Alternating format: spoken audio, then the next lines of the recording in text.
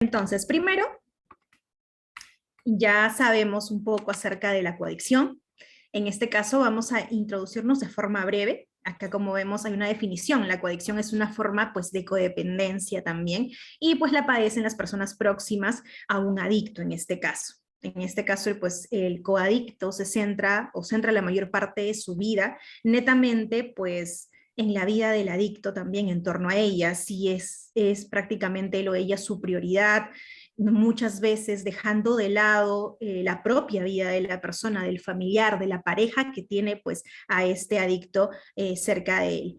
Entonces, al estar cerca de él, sufre de ciertos malestares, en este caso ansiedad, tristeza, enojo, confusión y también trastornos psicosomáticos, entre otros síntomas, pues debido a la fuerte dependencia emocional que existe anclada al adicto. Justamente en la siguiente PPT vamos a poder saber qué exactamente es la somatización. Justamente habíamos mencionado eso, ¿no? Vamos a ver síntomas somáticos, pero ¿qué es en sí? ¿Qué es en sí el trastorno por somatización? Entonces, el término somatización, ¿a qué exactamente se refiere? A las quejas físicas, malestares físicos que podemos presentar, en este caso las personas que tenemos, pues, en este caso un adicto como familiar y que nos centramos netamente en él. Entonces, estos malestares físicos no responden a alguna evidencia, vamos a decir, clínica o alguna evidencia médica. Estos malestares que sufrimos en este caso no tienen ninguna causa orgánica. Entonces, la presentación de estos síntomas de forma recurrente son estos síntomas somáticos. Entonces, ¿qué es lo que está pasando? En el momento de nosotros decir que estamos somatizando, es que estamos tomando de repente alguna dolencia o alguna queja o algo del adicto en sí para nosotros mismos, pero necesariamente no tiene que ser así, o sea, no tenemos ninguna, vamos a decir, ningún hallazgo orgánico, ningún hallazgo clínico. Nos vamos al doctor y nos dice, usted no tiene nada clínicamente hablando. Entonces, ¿qué es lo que está pasando? Que estamos somatizando en ese momento. Entonces, lo que también podemos ver aquí, vamos a ver algunas de las características. En este caso, son los pensamientos, como ya lo mencioné, desproporcionados y persistentes, o sea, de manera recurrente sobre la gravedad de los propios síntomas. Como estábamos viendo, una de las cosas que estaba mencionando el licenciado, que tendemos pues a, vamos a decir, a catastrofizar todo, llevarlo ya a la parte, ya a lo último. Si de repente estábamos pensando de que era un síntoma leve, no, nosotros pensamos que ya es un síntoma muy grave. El grado de persistente elevado de ansiedad acerca de la salud, acerca de los síntomas de nosotros mismos, o también, en este caso, del adicto o del enfermo que tengamos como familiar o como pareja. Y el tiempo y energía excesivos consagrados a estos síntomas. Todo el tiempo estamos pensando en que estamos mal, todo el tiempo estamos pensando en que estamos padeciendo una enfermedad muy grave, sin siquiera ponernos a pensar de que, pues, médicamente hablando, no tenemos nada. Siempre pensamos que es una enfermedad grave y que nos va a pasar algo, pues, obviamente, de esa magnitud. Ahora, el concepto de somatización tiene tres componentes. El primero es el experiencial, que es básicamente, como lo dice su nombre, por experiencia, lo que se puede vivir, lo que se puede experienciar. Lo constituyen los síntomas que experimentan, como ya se puede decir en este caso el sujeto o el individuo. El segundo componente es el cognitivo. En este caso sería pues la interpretación que le dé el paciente a sus síntomas. Entonces, sin irnos de repente al doctor, ya pensamos que tenemos una enfermedad grave, sin siquiera ponernos a pensar en un diagnóstico o ver un diagnóstico fehaciente en ese momento. Ya tenemos a pensar o interpretar la somatización en el contexto de una enfermedad, pues que nos amenaza directamente, vamos a decir en este caso muerte. Y finalmente el elemento conductual, que en este caso es cuando la persona busca un diagnóstico o un tratamiento de forma persistente, ¿no? Entonces, para que quede claro, eso es la somatización. ¿Y por qué primero tratamos la somatización? Porque a través de la somatización va a venir de repente la parte en que vamos a experienciar los demás trastornos que vamos a ver a continuación, y es importante que tengan en claro el término. A ver, licenciado, para la siguiente. Ok, ahora vamos a ver lo que es el trastorno de ansiedad. Creo que muchos ya conocen el término ansiedad, pero acá lo vamos a poner. En este caso es el miedo, la inquietud excesiva o inapropiada para el nivel de desarrollo del individuo. concerniente pues a la separación propiamente del adicto en este caso, ¿no? Del familiar que tengamos, de la pareja que tengamos, pues que es adicto o adicta. En este caso tenemos este temor, ¿no? Este malestar de repente despegarnos de esta persona, de repente dejarlo solo, porque tenemos miedo de que algo le pueda pasar. Y justamente ese pensamiento o el contexto en sí de alejarnos y de pensar de que algo le va a pasar, es donde nos produce estos malestares, que no solamente nos pueden afectar pues emocionalmente, sino también de manera funcional, que quiere decir que va a menguar nuestro rendimiento, nuestra funcionabilidad a nivel laboral, a nivel académico, a nivel social. A ver, vamos a ver las características, licenciado, por favor.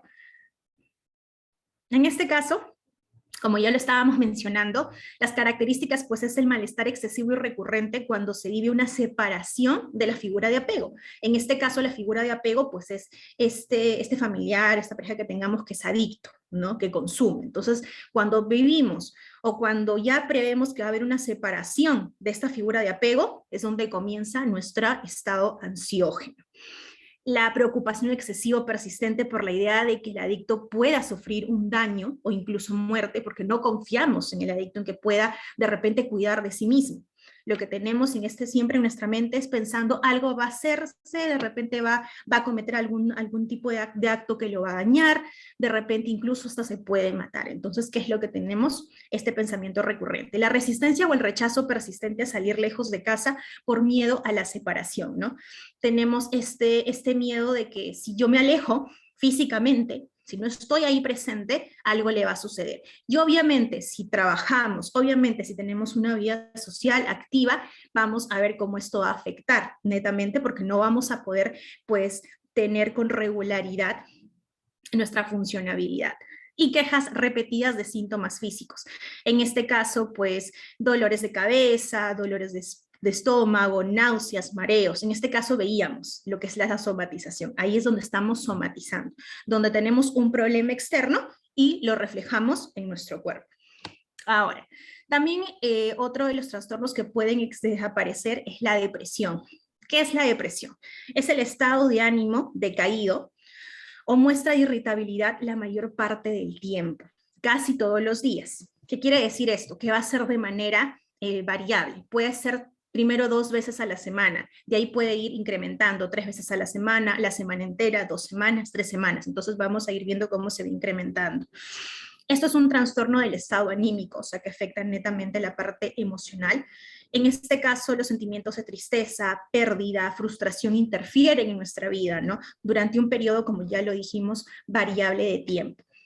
Dentro de las características que podemos encontrar dentro de la depresión, a ver, licenciado, por favor, la siguiente. Tenemos la disminución importante del interés o el placer por todas o casi todas las actividades la mayor parte del día o casi todos los días. A esto le podemos llamamos también de otra forma, es anedonia. ¿Qué es la anedonia? Es, vamos a decir, la incapacidad de poder experimentar placer al hacer cosas que antes nos gustaban. Por ejemplo, nos gustaba ver una película, nos gustaba escuchar música, nos gustaba montar bicicleta. Y al momento de nuevamente estar en este proceso junto con el adicto y hacer estas actividades, ya no sentimos placer, ya no nos provoca la misma sensación que nos provocaba antes. Acá el segundo punto, pérdida importante de peso sin hacer dieta o aumento de peso. Es importante que diferenciemos acá esta parte del trastorno de depresión, porque puede ser de que perdamos peso, como puede ser que aumentemos de peso. En este caso es netamente variable por el hecho de que cada persona tiene pues una manera conductual diferente. Hay personas que de repente tienden a comer más cuando están en un estado depresivo o cuando están en un estado ansiógeno. ¿Por qué? Porque quieren de repente llenar un vacío. Entonces ahí tendemos a subir de peso.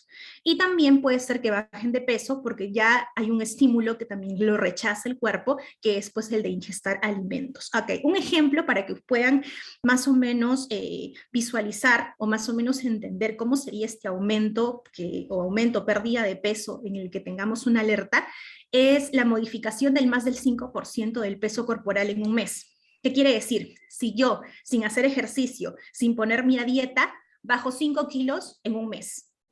O de repente, sin yo contar de repente que estoy comiendo demasiado, o de repente sin darme cuenta de que estoy ingestando más comida, subo 5 kilos en un mes. Entonces ahí vemos que hay una variabilidad del peso que es de una manera alarmante, obviamente descartando la parte orgánica. ¿Qué quiero decir con la parte orgánica? Si no tenemos una enfermedad diagnosticada que de repente nos haga perder peso o nos haga aumentar de peso.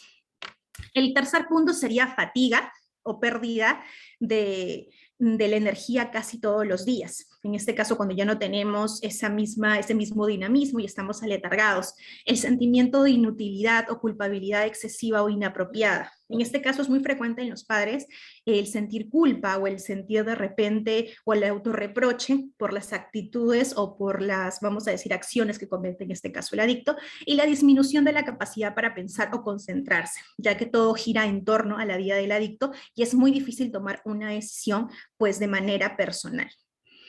Ahora sí, vámonos con lo siguiente, licenciado. Aquí. Vamos también a ver los trastornos del sueño. En este caso son alteraciones, básicamente el sueño, como le hemos mencionado, es un malestar clínicamente significativo. ¿Por qué? Porque nosotros necesitamos, como seres humanos, un descanso adecuado.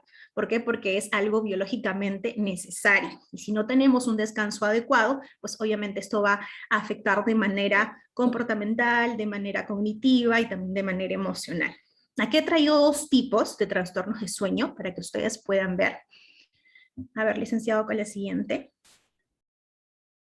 En este caso, primero sería el insomnio. Básicamente, el insomnio es la insatisfacción por la cantidad y calidad de sueño.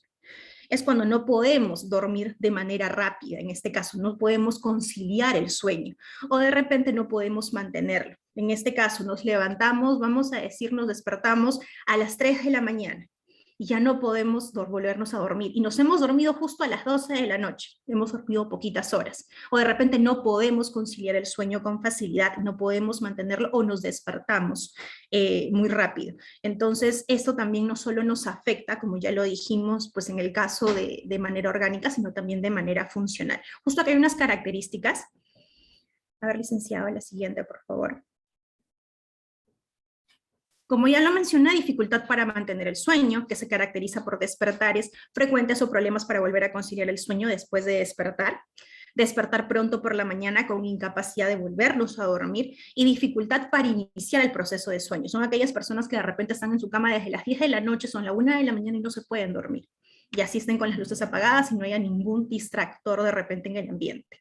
Ahora, la intensidad que puede ser esta es una intensidad variable también.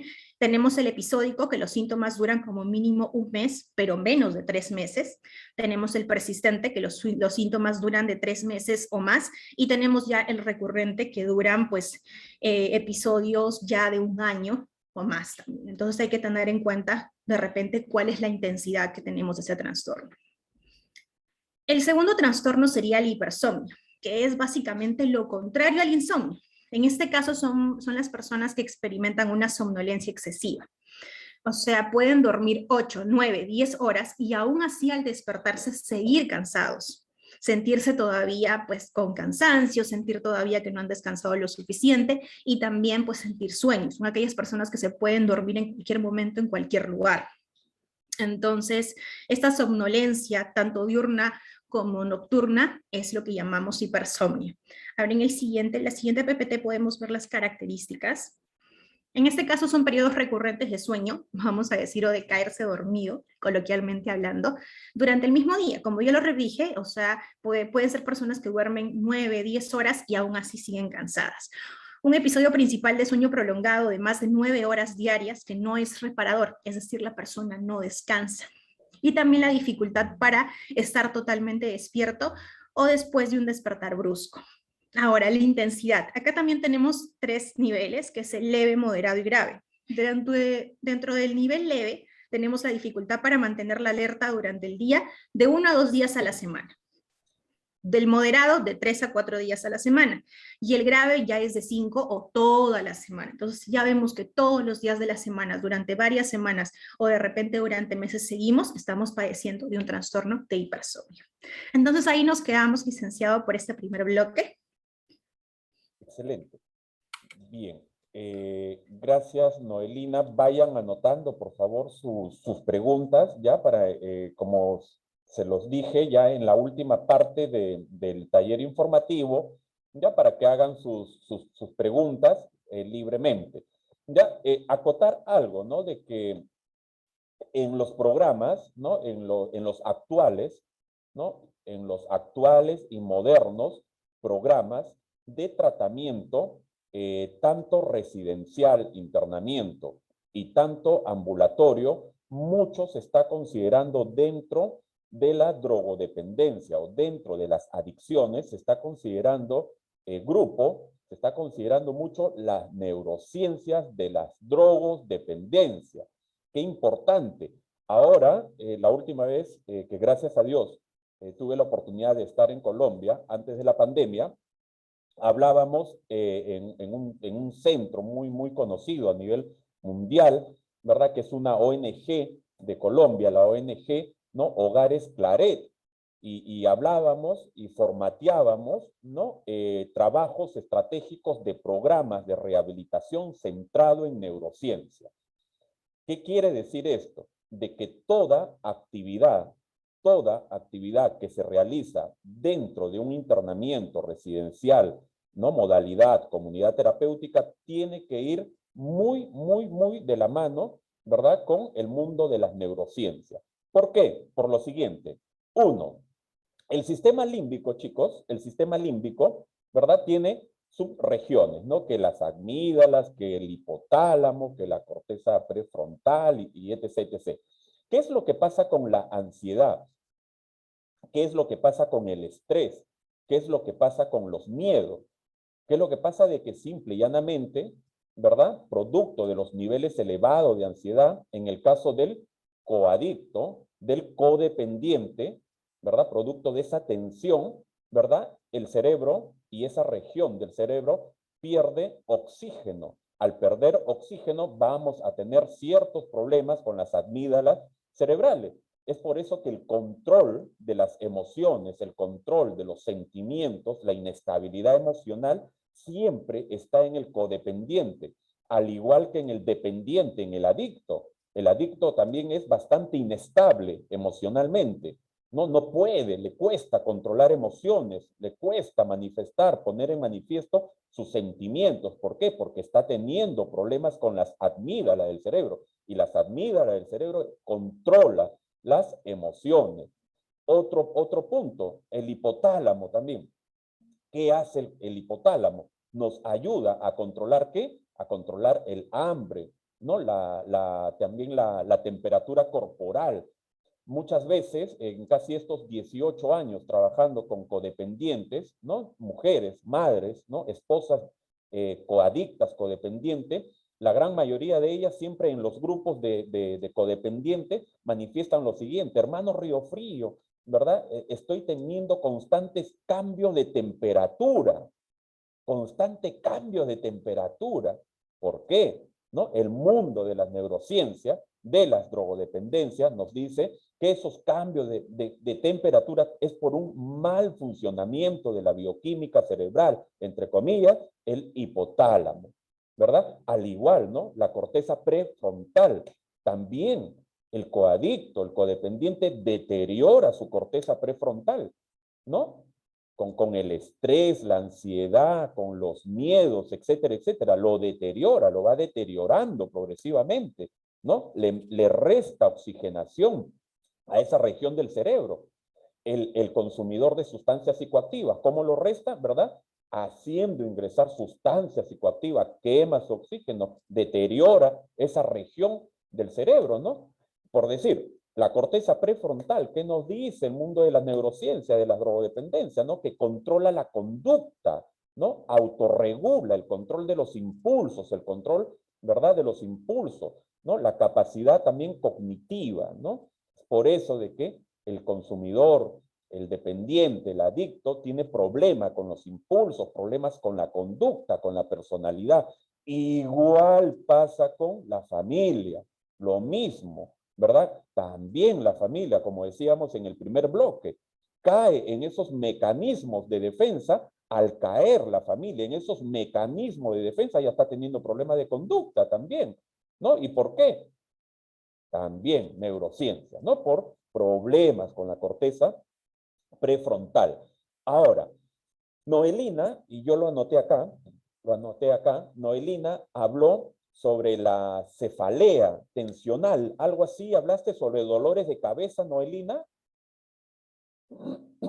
Sí, exactamente, licenciado. Exacto. Esos dolores de cabeza son frecuentes también en los grupos, ya en los grupos de codependientes, de coadictos. Es bien usual escuchar a los familiares, ¿no? Con los constantes dolores de cabeza, ¿no? Que en realidad el diagnóstico es cefalea tensional. ¿Qué es una cefalea tensional? Es producido por la tensión muscular, ¿no?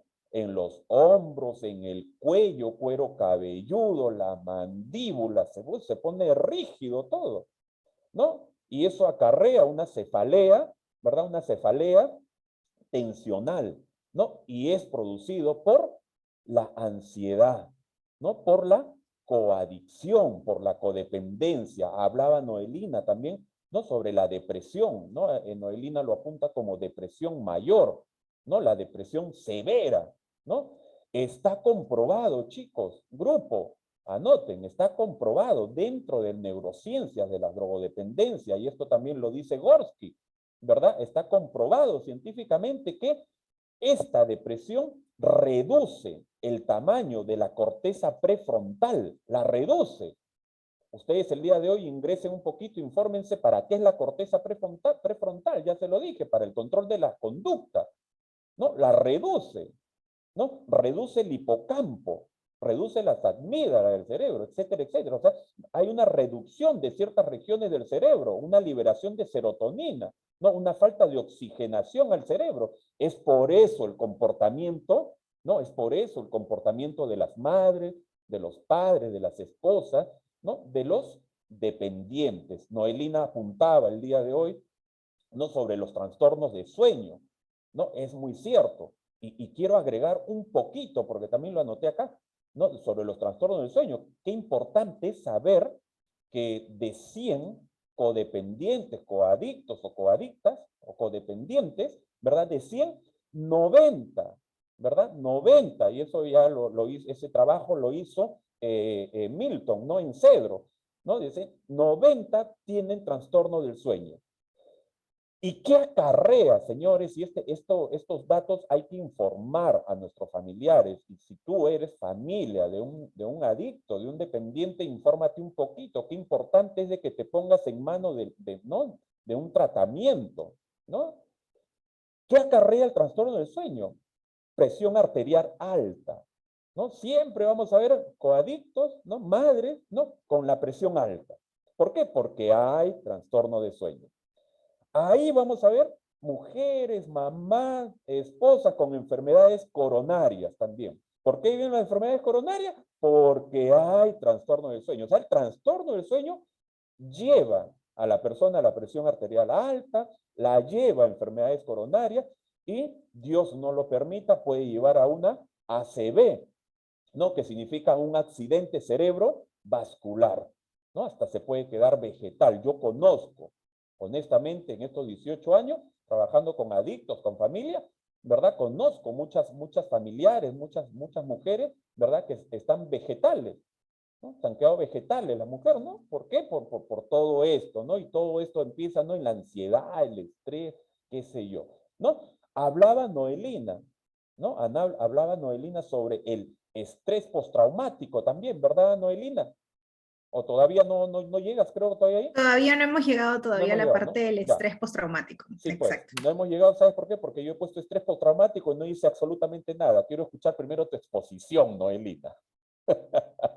Bien, Lista, grupo. licenciado. Buena intervención de Noelina y vamos a continuar,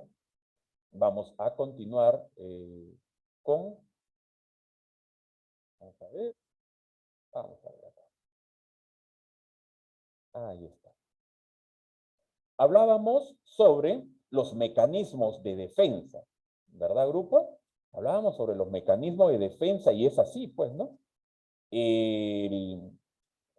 Nosotros vamos a hablar de coadicción, ya, eso ya lo sabemos, coadicción cuando la familia está cayendo en uno de estos 15 mecanismos de defensa.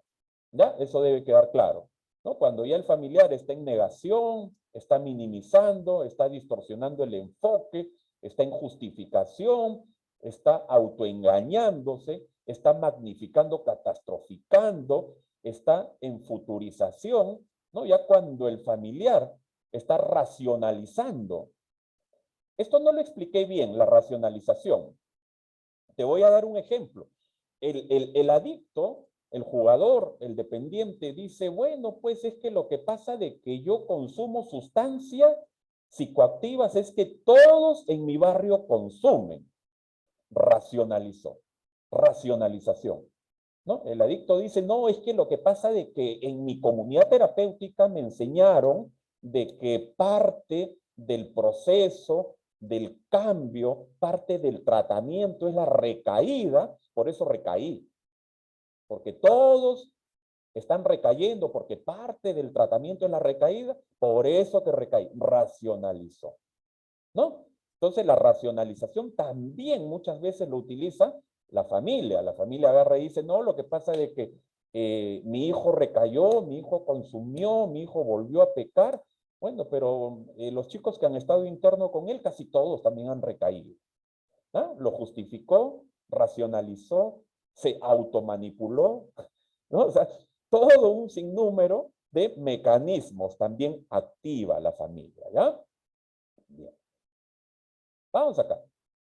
Ahora, los clásicos, ¿no? Los clásicos conceptos, ¿no? Los clásicos mecanismos de defensa, ¿no? Del alcohólico o del adicto a sustancias psicoactivas, ¿no? Lo hago socialmente, lo hago de vez en cuando, no es para tanto, mamá, no te metas, es mi vida, ¿no? Bueno, si consumo clonazepam es porque el médico me recetó y está drogándose con el clonazepam. No, no, no, no, no. No me pasa nada, no me pasa nada, ¿no? En cualquier momento voy a solucionar mi problema, estoy pasando una mala racha. No, no, lo que pasa es que el pastor de mi iglesia me mira mal, por eso que no voy ya a la iglesia. No, el sacerdote me mira feo, ya no voy a misa, ¿no? Yo dejo la droga cuando yo quiera, cuando yo lo deseo. La droga no me controla a mí, yo sé en qué momento voy a controlar y lo voy a dejar, ¿no? Etcétera, etcétera. ¿No? Entonces son clásicos, ¿no? Mecanismos de defensa. Bien. Esto, chicos, importante. Esto trabájenlo, por favor.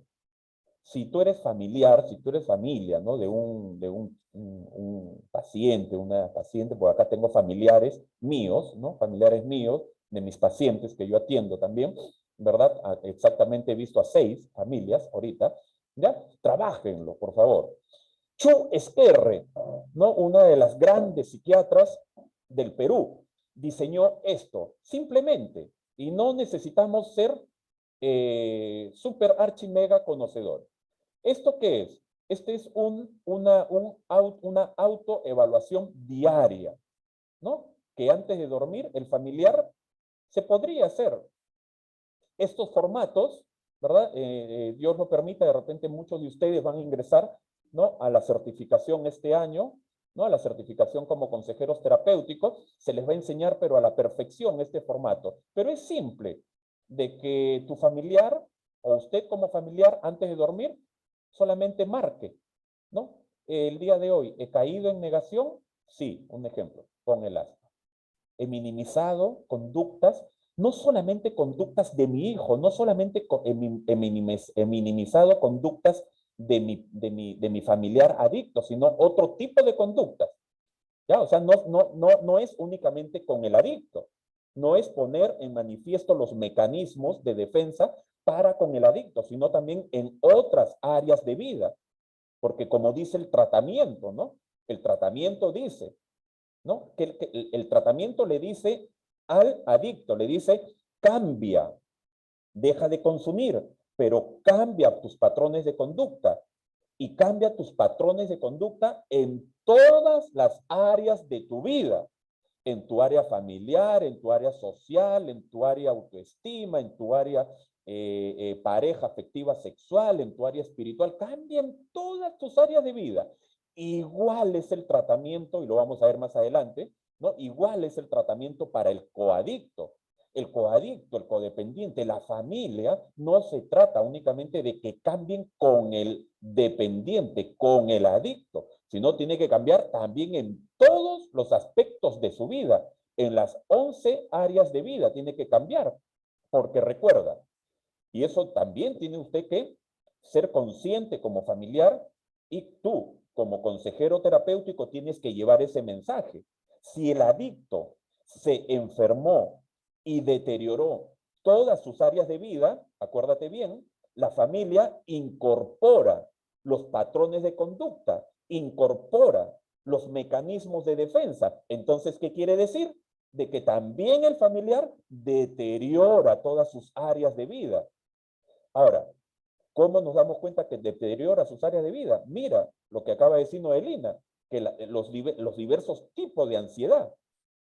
Una persona con trastorno del sueño, una persona de repente con cefalea tensional, una persona con problemas en el sistema límbico, ¿podrá vivir bien en todas sus áreas de vida? Imposible, no se puede.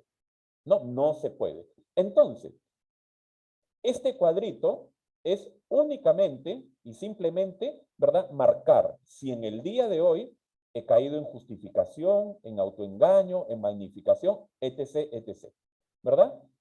Y anotar únicamente cuántos sí, cuántos no. Ahora, esto es lo que más me gusta, ¿no? ¿No? Esto es lo que más me gusta. Detectó. ¿Qué es esto? Podría la persona hacer su aspa acá en detectó. ¿Por qué? Porque de repente agarra y dice, minimización, no he minimizado.